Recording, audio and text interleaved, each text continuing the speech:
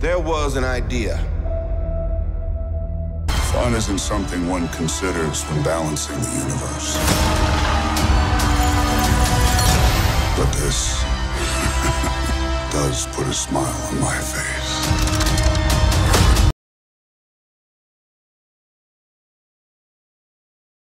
Warstu here with a video on Marvel Avengers Infinity War. So Marvel just dropped a lot of new information about Thanos' origin and a lot of other things, and also they've dropped some pretty cool badass images, high definition via Entertainment Weekly. So they've dropped information about the Mad Titan, Thanos himself, background story. So he's actually from a planet called Titan that is no longer around because of things that he thought he could help prevent, and he was not allowed to do that. What he feared most happened, and the planet and everyone on it basically went exist. He vowed not to let that happen ever again. He thinks he sees the universe going down the tubes. He thinks he sees life expanding outward unchecked that will bring ruin, he believes, to the universe. So there's some very interesting statements there, because in the comic books, he is basically doing everything for death, for love. He's trying to balance the universe because there's too many people alive, and he's trying to kill people for death. So it's a very different, interesting story, which is good that they've kind of made it clear. So the orange planet that we see at the start of the actual only Avengers Infinity War trailer,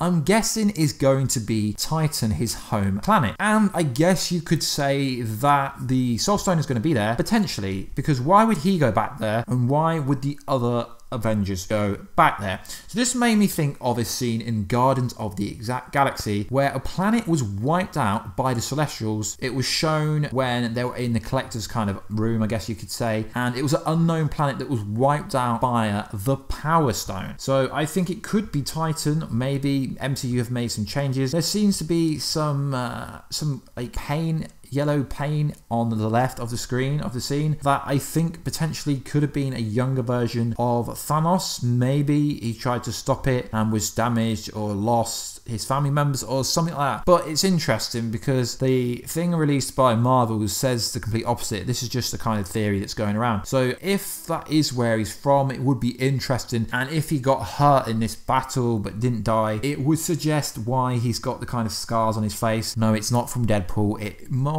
It's more realistic that it was from the Celestials wiping out Titan. So in the comics, the Titan is also like non-existent, as we've seen from like the Guardians of the Galaxy clip that played right now. Well, the MCU has referenced the fact that Titan is the orange planet in the trailers where our heroes happen to be. So I think it would be pretty cool if maybe it was some kind of plot revenge, Thanos versus the Celestials and his homeworlds, and that is why he needs the stones to balance the universe, to maybe bring his Titan kind of world back to full power. Now this is just common theory, it's not actually my theory. So those people that were lucky to attend the Disney D23 Expo, it is really expensive to attend. It's like £1,000. There was a trailer shown there which has been leaked but not officially. It's not officially been released, but we do have an image of Thanos actually throwing a moon, which is going to look absolutely insane when we do see it. I'm not going to include it in this trailer, in this video,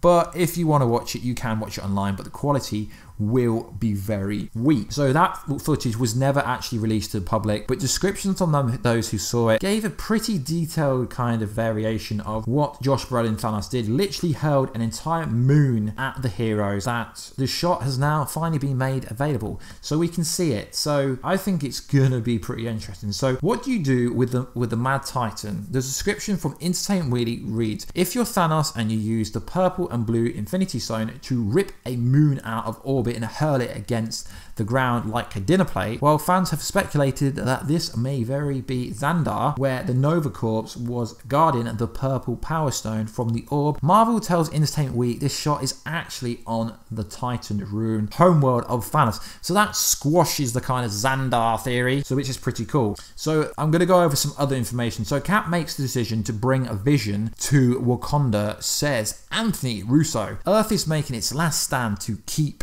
the stone from Thanos, and it's the best place to make your last stand. So this confirms that the reason that the Black Order go to Wakanda is actually to get Vision. So obviously the scene where we see Captain America getting the spear thrown at him by Proxima Midnight, which was actually filmed in Edinburgh, this confirms that in this scene they're not going to get the stone off Vision. So like I say, trailers are very misleading. The fact that Captain America decides to relocate Vision makes sense after all. T'Challa helped his friend Bucky, Winter Soldier helped get the super serum out of him and all that kind of stuff, which is interesting.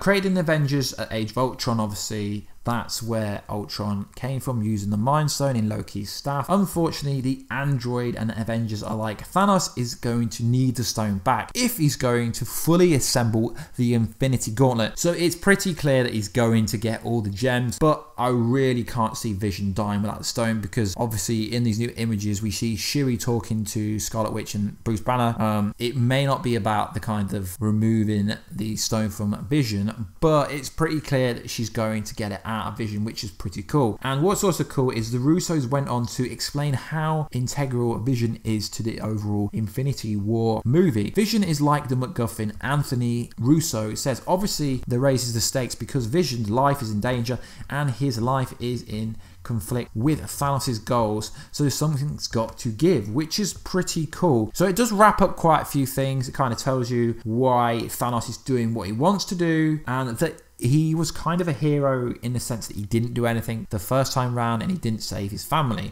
So what is interesting is AMC has released a runtime for Avengers Infinity War, which is surprisingly only 2 hours and 36 minutes long, which is really short for a movie when you think the Harry Potter movies and Lord of the Rings movies were 3 hours long. But so much. So it's going to be 2 hours 36, and you will sit through every single one of those minutes with a chance there will be something important after the credits. So they're basically saying that it's going to be some crazy ass post-credit scenes. Is the Soul Stone on Titan Planet? I don't think so. So we know there's going to be an official trailer coming because the investors had a meeting indicating that soon there will be a trailer to the general public. Marvel Studios has a building hyped for their massive team up portfolio for all this kind of stuff. It's kind of odd because we're under 50 days away and we've only had one official trailer. Now, they did tease that something special was going to come with the 100th episode of Agents of S.H.I.E.L.D. Now, if this isn't the Infinity War trailer, then potentially it's most likely going to be released in a cinema with Tomb Raider or Pacific Rim Uprising or maybe Ready Player One. Potentially it's got to come out in the next week or so because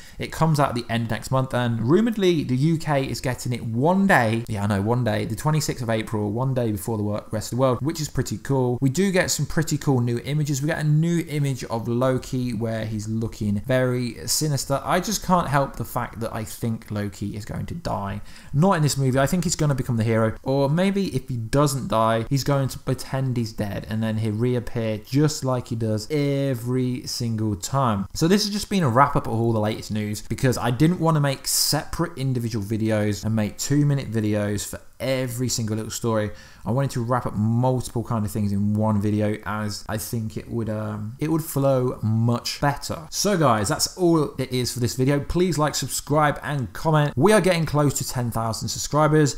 If you haven't caught my other videos about the Infinity War Prelude issues 1 and 2, that does give you some more info going into like Infinity War, so I will link them at the end with the card, as I feel like it would be pretty cool if you like knew what happened in between. Obviously, I guess now it would be Black Panther, but before would have been obviously what happened after Avengers 2 in some sense. So guys, hit the bell button down below to join Team Warstu, and let's try and hit 10,000 subscribers very soon, and I will catch you guys in another video very soon. Catch you later.